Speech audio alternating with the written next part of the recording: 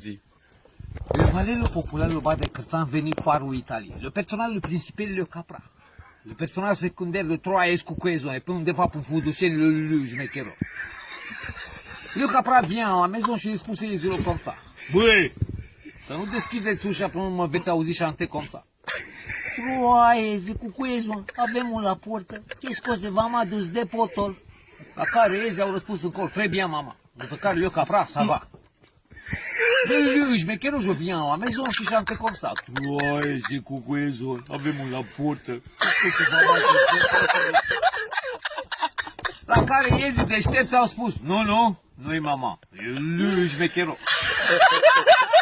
Lui șmecherul, je très nervos lui șmecherul, je dete fugă la fiera și ascuți la limba e retourne la maison și chante comme ça. Troiezi cu queso, avem un la portă, qu'est-ce que v-am adus de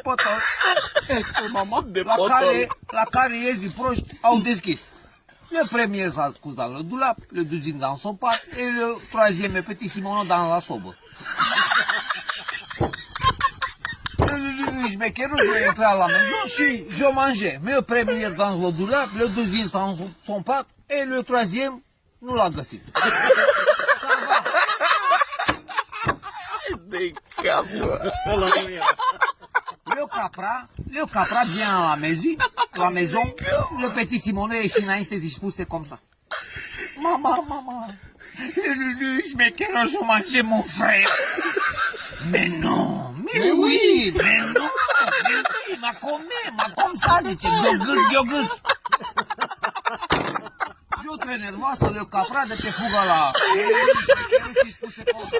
Cu sarmaliziune. Le șmecherul. Je duminică, veiem o duminică tradițională sarmaliziune pe jur de bolnavi.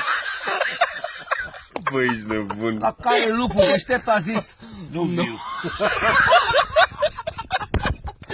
Le capra appliquait una tactique féminine. Le șmecherul, je viens duminică tradițională sarmaliziune pe jur de Moldavie. La care lupul prost a zis, je viu.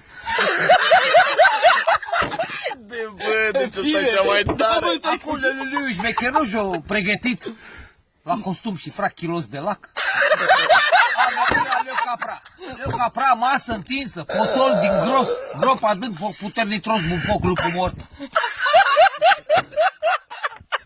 Morala.